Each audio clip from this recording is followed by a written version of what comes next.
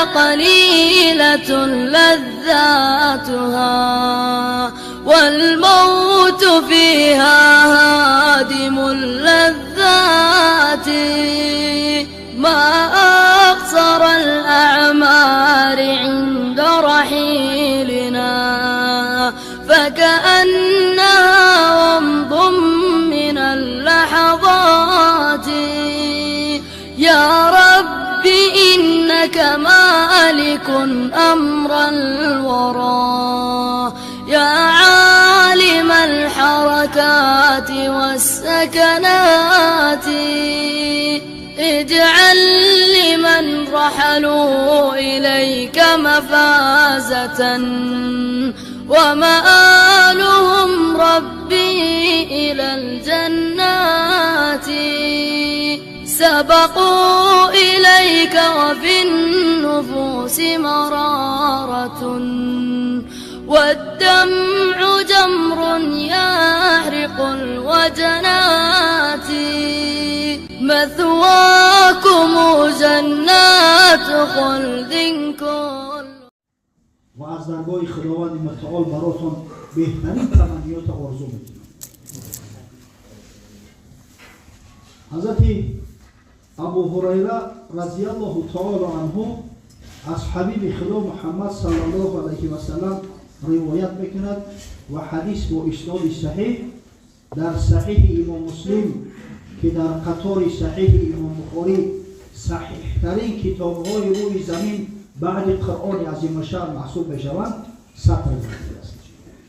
رسول خدا صلی الله علیه و سلم با امتانش مراجعت کرده است و تأکید میکند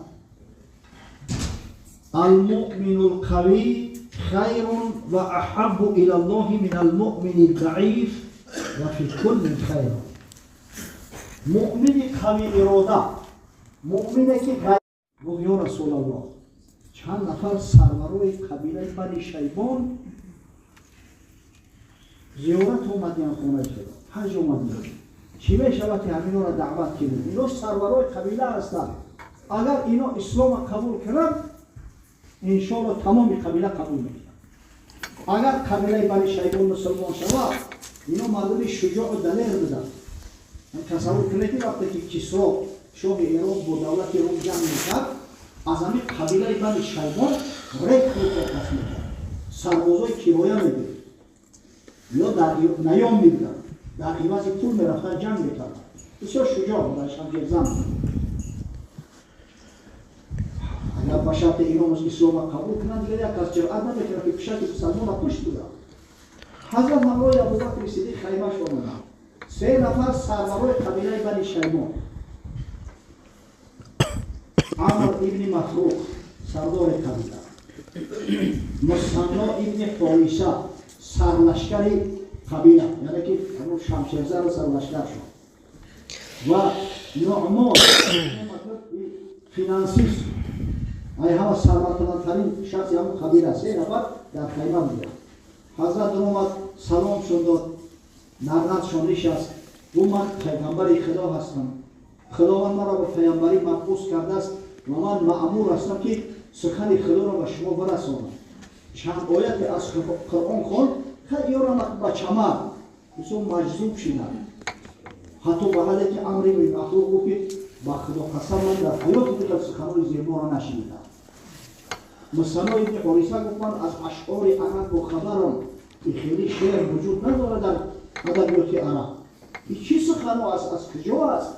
حضرت بگی از نزد پروردگار است. این قرآن الله است که بر من نازل شده است. قبول میکنه اسلام؟ گفتن ما 3 کسی قبیله مون کلام است. شخصا با ما بسیار معقول شد. البته میریم همین سخنان را میرسونیم. اگر به شرطی که قوم همه قبول کردن انشاءالله میایم شما را در بالای شتر سوار میکنیم و یک شکوه و دبدبه به وطن میبریم، بالای سر ما همچه تاج میگذاریم. حضرت اون قبول. همین وقت میگه عمر بن مفروق با حضرت مراجعت کرد، گفت یا محمد صلی الله علیه و سلم، ویش که وقتی ما مسلمان شدیم باید دشمنای تو را دشمن بدانیم. حضرت گفت بله، دوستات دوست بگیم. گفت بله. امر ابن مفروق گفت که اگر چنده که دوستای تو ضعیف و بیچاره نباشن. حضرت گفت بله. گفت اگر چنده که دشمنات بسیار قوی و سرشمار نباشن. حضرت گفت بله. امر ابن مفروق گفت اگر چنده که دشمن شما کسرای فارس هم باشن. کسرا پادشاه فارس هم باشن. امپریای فارس در همون شب روزا امپریای نمره یک در دنیا است. دولت بیزانتیه را شکست داده است. همین پرچمبرداری تمدن هم میوانه زوری دنیا را میوانه. حتی امریکای همین روزا دارد. حضرت گفت بله. در اون صورت او قبول نمیکنه. در پدر و نصیحت کرده بخیر همیشه طرف زور را بگید. کن که به جان این کسی به جان کار نمیکنه. و زور هم من بدونم که او زور هم هیچ وقت نباشه قبول نمیکنه. شما تیر نداره بزنه شاخی درخت را میگیره در مکشی پیکار را میزنه در یک چون کجله. آخه اون مردکا فابریکا و زواد تیرسازی دارن. فابریکا و زواد شمشیرسازی دارن. کجا زور شما میرسن؟ رگولیر نیویسکشو از 50,000 و 60,000 زیادتر. شما کی داره؟ با قبیل اختیار زور تو را برسن. من قبول نمیکنم. حضرت خیلی اختیار داره. وقتی که خارج میشید همین نزدی در موزه خیمه را ایستاد. گفت یا امر گفت اگر کسرا را شکست بتیم چی؟ امر میگه که حیران شد. تصور کنه که شخصایی که در قبیله خودشو ایمی نیستن عذاب و مشقت ببینن یکان حقوق ندارن. میگه اگر کسرای فارس شکست بتیم چی؟ خیلی گفت شما شکست بتیم با میبینید.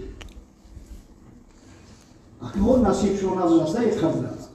خداوندی به طول مردم شهر یثرب هدایت کرد، نعمتشان داد، اسلام قبول کردند. حضرت صلی الله علیه و سلم چون گوهره که چشم گرفتن مدینه منوره بردن. شهر یثرب به شرافت رسول الله صلی الله علیه و سلم مدینه الرسول شد. با امروز مدینه میگه و در همون آب چکه آرزوی مدینه را میکنیم. میره ببینه به شرافت پیغمبر. سالها گذشت از بین. حضرت از دنیا رفت. در جای رسول الله صلی الله علیه و سلم ابوبکر صدیق خلیفه شده است. مسلمانان با مرتدهای یمامه در حالت جنگ بودند. همون مسیلمه کذاب خالد بن ولید شکست داد، کشت. یک قسمی لشکراش گریختن به خاک عراق رفتند.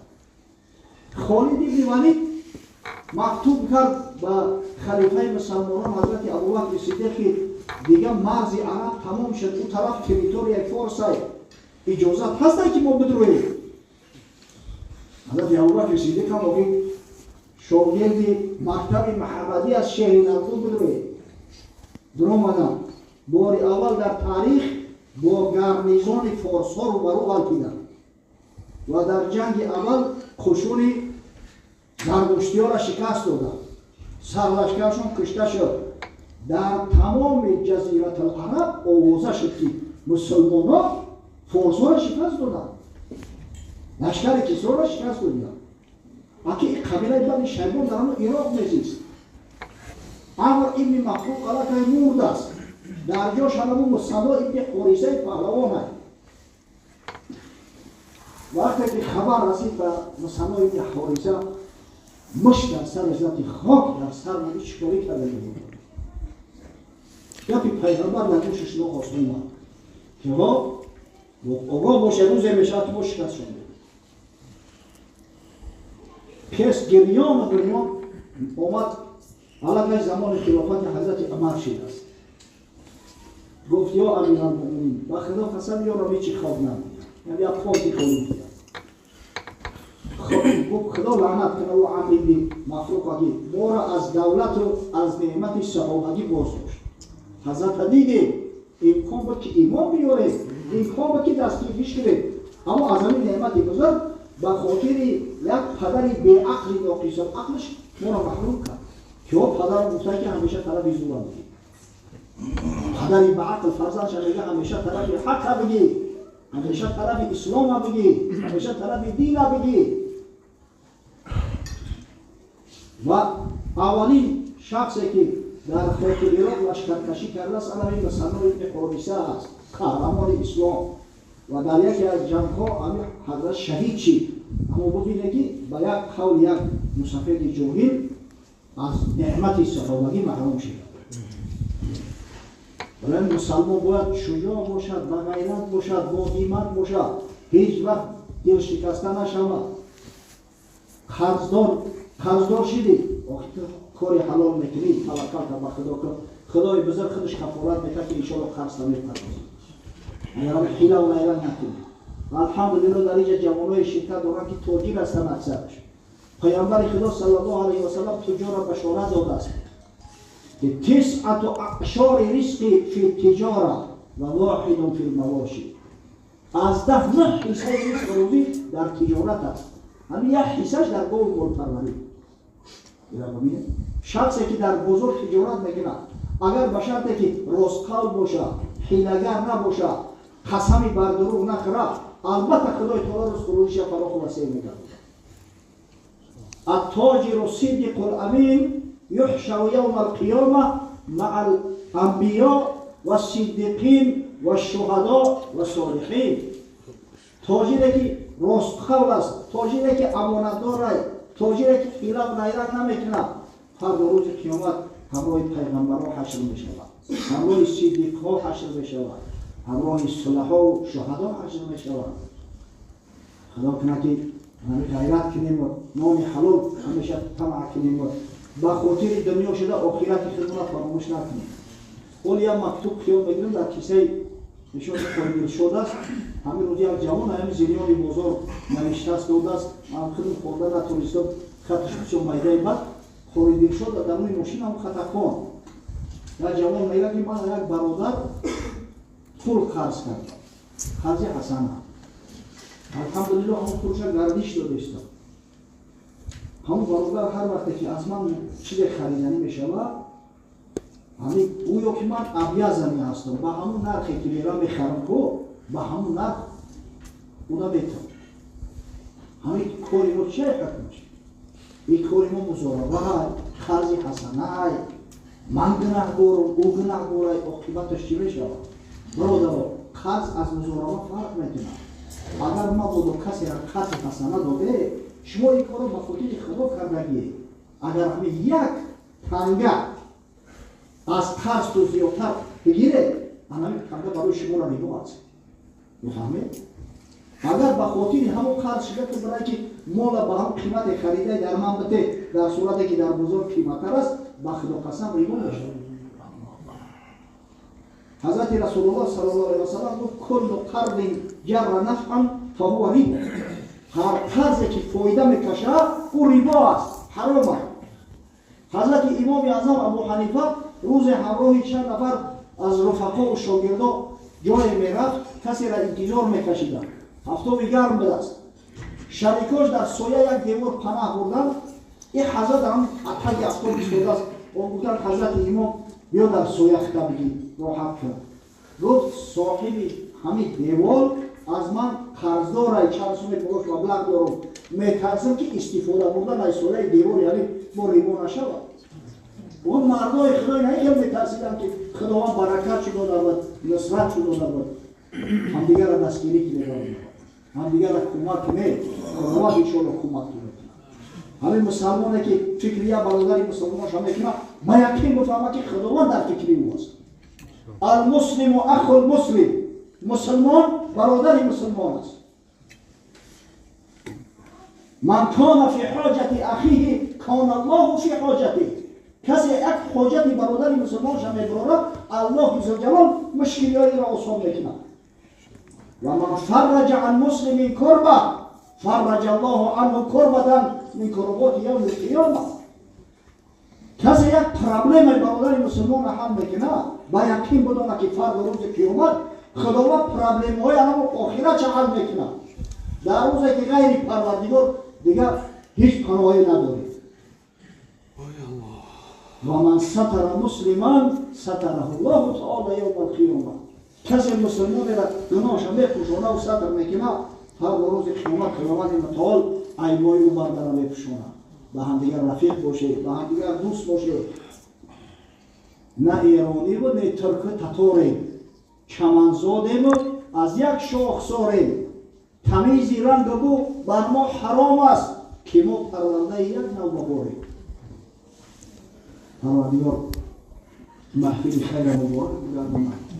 خداوند بابای حاجی عارف که اگر چند خودش نیست میره ببینید برادرش تاکید کرده است، امر کرده است که این محفل خیر تشکیل کنه. همین شعر است، دور این نزدیکه شعر ای همین نعرش اگر چند کیلومتر بره ما دو تا ککت میشه. خدا غیرت شبازم بیشتر بگردیم در هر کجا باشد در حفظ امان الله عزوجل باشه. پروردگار در امر جانتون، در کسب و کارتون، در زندگیتون، در طاعات عباداتتون، در تعلیمتون براتون برکات زیاد نصیب گردونه. خداوند حفظ ممکنه که همین با دعوا واقعا دعواها زیاد است، وقتی قسم با همین دعواها مستقیم باشه. همه چی داریم نمی غیرت استقامت نداریم. پروردگار و عاقبت امورنا بخیر انجام بده. ربنا افتح بیننا و بین قومنا بالحق و انت خیر الفاتحین برحمتك یا